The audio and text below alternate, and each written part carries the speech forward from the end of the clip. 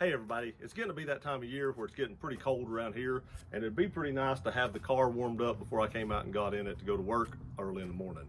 So what we're going to be doing today is installing this MPC remote start.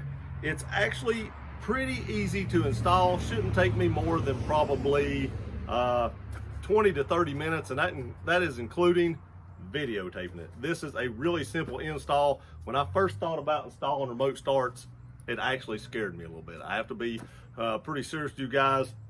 I'm not the best wire when it comes to electronics, but this is a straight plug and play system, and it should be very simple to do. You can actually do this yourself. Do not pay people to do this. This kit was actually under $100. I'll link MPC in the description below if you want to pick one of these up. Now they do have them for many other vehicles, and the price range on those is a little different. But for a 2014 Jeep Wrangler like I have, JKU or JK Wrangler period, they're under $100. And I'm going to show you just how simple this is to install, and you don't need a lot of tools to do it. Let me get the camera set up. We'll get this thing put in. Okay, so here we are inside the Jeep. The first thing we need to do is remove this trim piece right here, which should be pretty easy. Just give it a nice tug, and it pops right out. And luckily for me, I hit the jackpot. I found a nickel in mine. You may not be so lucky. Jeep may not have put a nickel in every single one of them, but hey, I'm a nickel richer. Okay, so the next thing you need to do is actually remove 3 T25 screws right here. You just need some kind of screwdriver, the T25, that will fit up in there to take this bit out. There's 1 and 2. And there's number 3. Now the 2 side screws are actually longer, and then that center screw is actually pretty short. I'm just going to throw these in the cup holder so I don't lose them. Next thing we have to do is actually pop this clamshell apart right here, this plastic piece on your steering wheel that you're looking at right here. We have to pop that apart. Now, I do want to say, I think I seen somewhere that the 2017s, maybe it is, has a little lip that sticks back up in here and you have to kind of pry them out. Luckily, mine's a 14. I don't have that, so I just have to pop mine out. Pull this down a little bit so maybe I can get the top piece off. Okay, I got the top piece off of there, right here. Now I need to get the bottom piece off as well. And the bottom piece comes off just like that.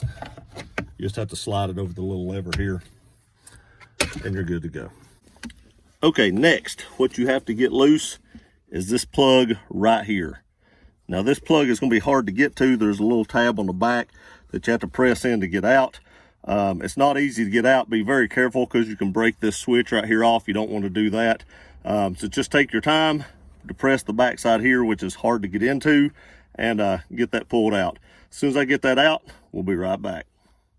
Okay, I'm not going to lie to you guys. That wasn't the easiest plug that I've ever got unplugged. You're very limited to how much room you got in there. I just held this real still, wiggled this the best I could until it popped loose. So now we're ready to actually install the remote start. So what you get in here is a module. There is a button right here that you have to push to set the module. You do get a T-harness. I do want to say there is 2 different sets of wires. This set of wires right here says for external controller. Hopefully you can see that. I will not be using these because I'm not setting up the external part of this, only the internal part. And then there's also a wire right here that says cut this wire if you have a Wrangler. Now I'm going to cut this wire before I get it hooked up because I don't like cutting wires when they're plugged into the system. So I'm just going to go ahead and cut this wire because I do have a Wrangler.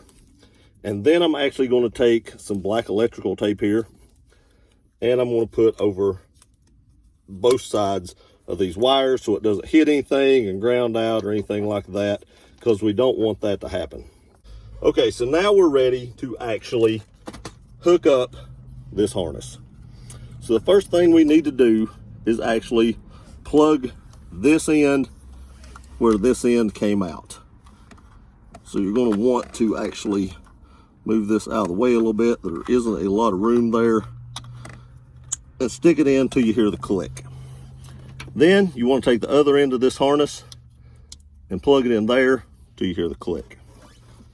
The next thing you need to do is take your 4-prong black wire right here, and it will plug in to the 4-prong black spot in the module. Now here's where you have to actually hold this button down, and then you just plug this in. I'm going to hold it with this hand so you can see what's going on, because there is something that will happen here that you have to watch for. So just plug this in, and when you do, these things will start blinking. These little lights will start blinking. Okay, I tried to wait for these things to turn solid blue and quit flashing, but they never did. It says when it gets solid blue like it is now, let go of the button and finish plugging up the rest of your harness. So we're just going to plug the white ones in.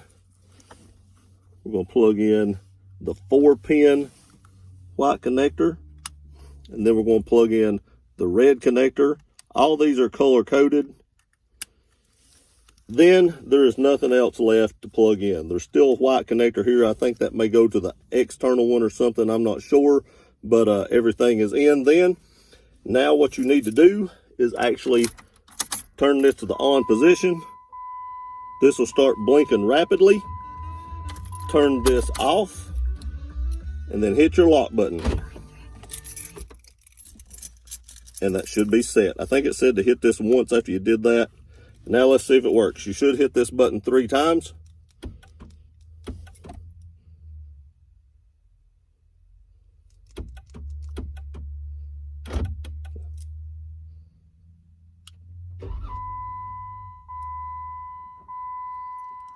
Mine did not start. Let's start all over.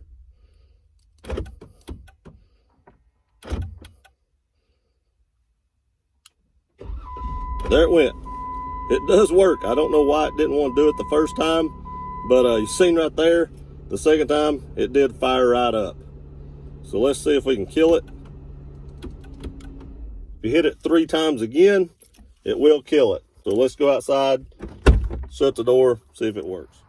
Okay, let's see if this works. 1, 2, 3.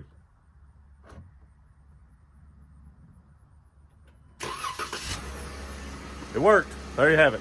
Now, are the doors still locked? I don't know. Let's see what happens when you open the door, put the key in, stuff like that. I'm just curious. Doors are locked. Hit the unlock button. We unlock the door. Put the key in the ignition. It stays running. Let's see what happens when you take the key out. It stays running. Let me see if you put it in gear and then take the key out if that works.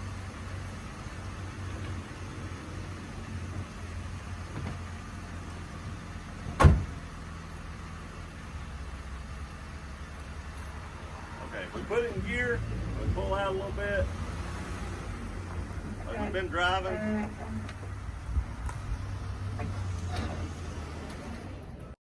It's off.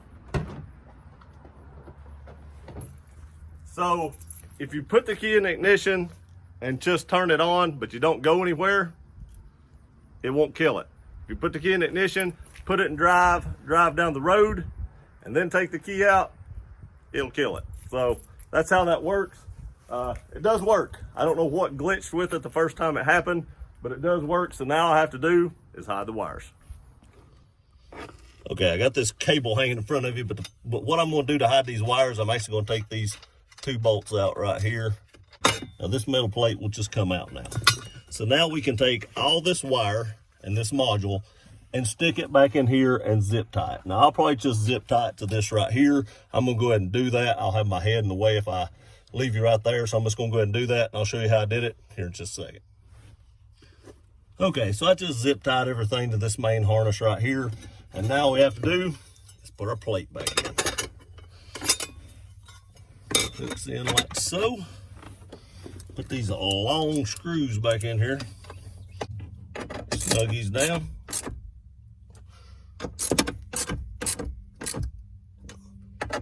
Like so. Now we have to put our clamshell back on. There we go. Got that popped back together. Now we just got to get the screws back in it. There we go. Last but not least, put on your dash piece down here at the bottom. I'm going to keep that nickel I found earlier. I'm not giving it back.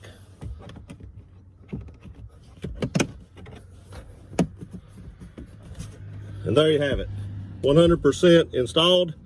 Let's set up the camera, make sure everything still works right. We'll call it a day. Okay, one last test. 1, 2, 3.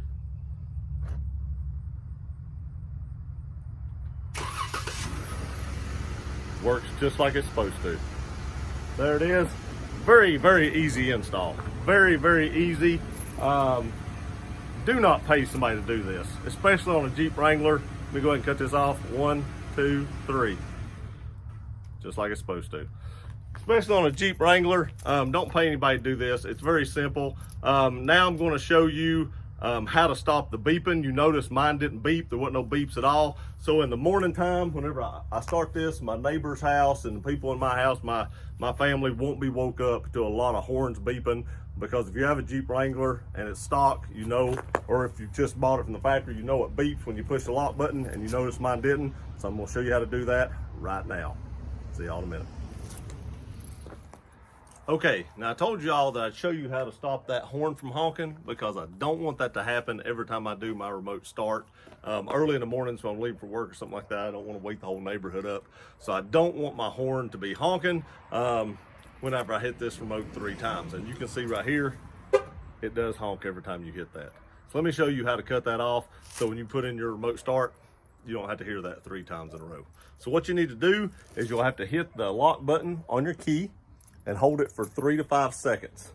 Then you'll hit your panic button and that should cut it off. Let's see if it works.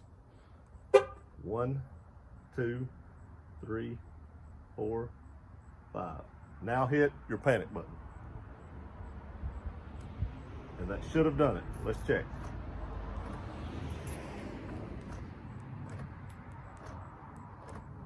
That worked. So that is how you turn off the beeping or the horn honking when you lock your Jeep Wrangler. Now mine's a 2014, like I said. I'm not sure what years this will work on, but as long as yours has power locks and I guess power windows, this should work. But you can see right here, no more beeping. I hate that beeping. Appreciate y'all watching this video. Please like, share, and subscribe. See you next time.